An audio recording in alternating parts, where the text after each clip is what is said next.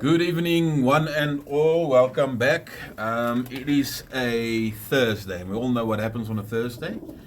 That means that it is basketing day. So we are basketing our pigeons up. We are gonna go to the club in a few minutes. So what's happening? Today, this week, it's the actual official start of the racing season. Last week, the sprint series started, which is a separate series from the main series. So we will be entering the birds into the main series. We're only flying young birds, or we only have young birds, but we did book a full team, which means we can basket birds both on the young bird team and also on the old bird team. So that's what we'll be doing. We will basket birds on both sides of the race. But I think my front runners and the ones that I'm banking on, I will basket in the young bird team, because that is where we want to perform, and we want to let the birds compete against their equals or their kin. I saw last week with the sprints, in the beginning and the short races, especially the first few races of the year, it seems that the pigeons actually, they have a hard time competing against the older birds, especially the young ones. I do think it has less of effect, or the old birds has less of an advantage as the races progress and the young birds get experience and mature, but I think in the beginning it does in fact have an effect. Okay, but that all being said, so I'm gonna choose the birds now. I don't have any data to work with because I could not do any long tosses because I'm working and my hours do not allow, and I can't find a suitable toss truck for the pigeons during the week that suits my schedule. But so anyway, long story short, so we don't have data, so we're gonna go through the pigeons now and we will handle them one by one, and that's how we will decide which ones we basket. And I'm gonna nominate the ones I think that will come first, and then we'll see on Saturday if I was right. So yeah, enjoy the video tonight, guys, and let's see what happens. So let's start basketing these oaks up. Okay, I'm just going to show you the first few that I basket and my reasoning and how I'm going to basket them. So I've got number 424, blue pied hen. This was the third bird home on the sprint race. So she'll be going back to the race, but she'll be racing in the main race. The reason being is that she's one of the birds that I've explained in the video yesterday that split up in two groups that flew around the house. The one group flew stronger and longer than the other, and she was part of the latter mentioned group. So yeah, so I also like when I handle them for basketing. This particular pigeon is very, very light and buoyant, but you can still feel the muscles, but it's not completely round yet. She's it's longish muscles, and she's quite soft, and I like the I don't know if you can see the wattles to be nice and white. There's no moisture in the eye, and the throats are dry. So yeah, that is, and so this is number one that we will basket. Okay, the second one we will basket tonight, that will go into the race that matters, is 572, and this was the second bird home on last week's race, and he will be going back to the race. And one of the features that I like about him this week, I don't know if you can see, but I'm gonna try and hold him up. His feet are nice and clean and nice and warm and whitish, and he's nice and full, I must say, and soft and silky. So and also on the, I'm not going to open up the feathers. I don't like opening up the chest feathers on the day of racing, but it's protruding there and it's a little bit sticky, the skin, and it's got a nice light pink color for what it's worth. I must say, I also have had pigeons that had blue flesh on the breast on the night of basketing and they won, and I had some that had pink flesh and came last. So how much you can read into that, but pigeon number 2, 572. Okay, so pigeon number 3 going tonight. The first bird home last week. So I'm just checking. I think it's important. What I like to do is just making sure all the flights are still there and it's not molting and it's got all 10 feathers. And I don't know if you can see, but I'm going to try and... The chest is also opening up nicely on its own. You can't see it on the camera that nicely, but it's got a nice pinkish flesh underneath and white feet, so this one looks ready to go once more. Let's hope. He was the first bird home, the 2 brothers, last week, Saturday, so let's hope he makes good time this time. Not just come firstly home, but at least make the damn sheet this week. Alright, so the top 3 pigeons that I've chosen is in. I'm going to show you one more and then we're going to finish up here. Don't want to bore you guys with too much of the same thing. But this is my 573 brother to 572 that I've just basketed, and full brother to 579.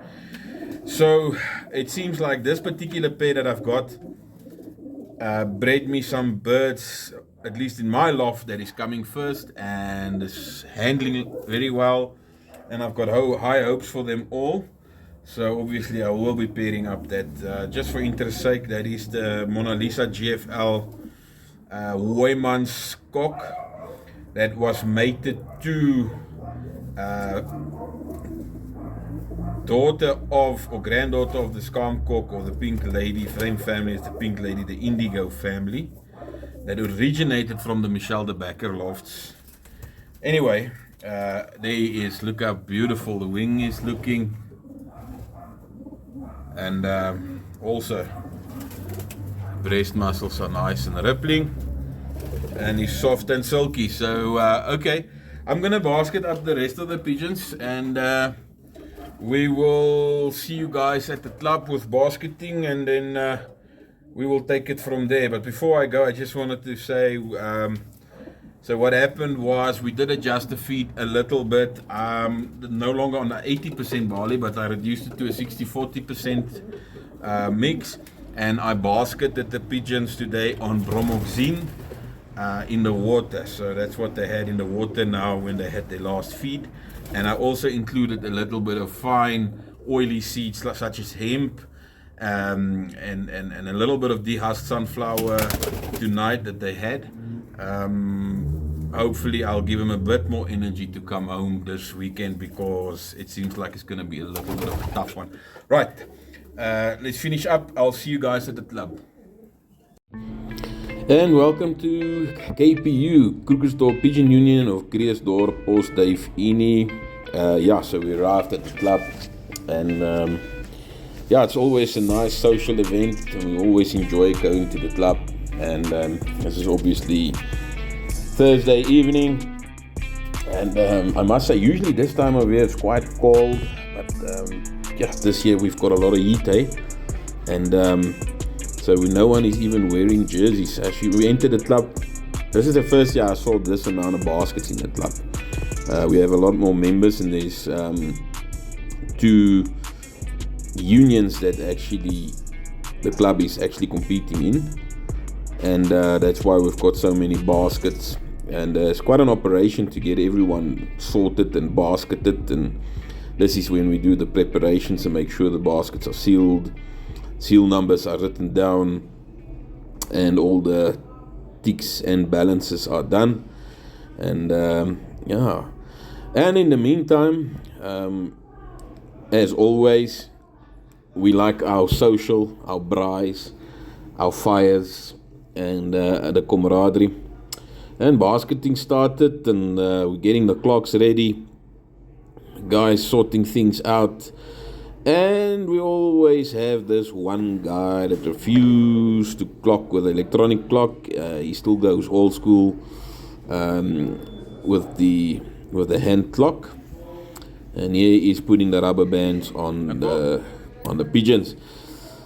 First truck to arrive was the Union Sprint truck. We actually have two trucks that comes, one for the main races and one for the Sprint series, which is due to completely different competitions. I'm not entering the Sprint series this week. We're only doing the main race. They're flying to Bultfontein this week, and the main race we're going back to Tennyson. So at least the birds that went last week has experience, and they're going back. And hopefully we'll get a bit of a better result this week, but it's gonna be enjoyable nonetheless.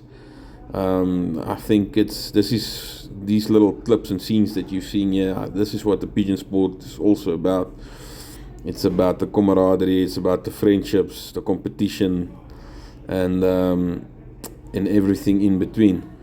So yeah, we'll see how things go tomorrow, and hopefully we'll come out a little bit better.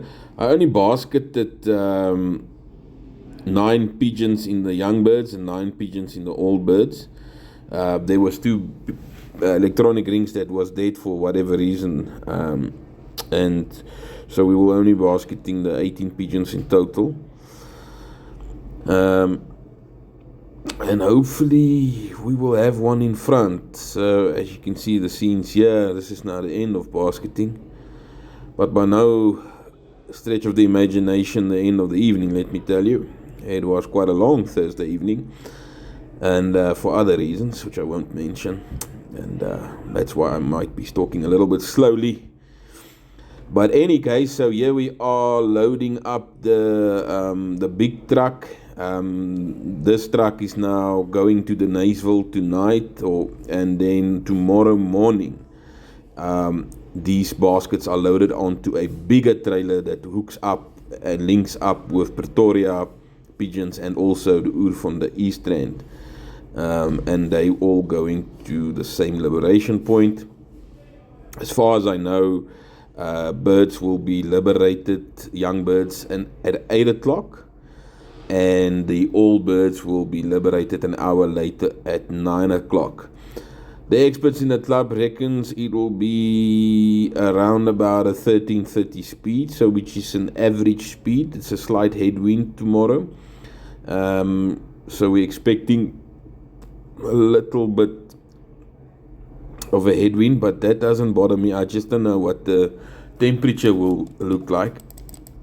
The last time I heard was it's gonna be a little bit cooler tomorrow than of Saturday rather,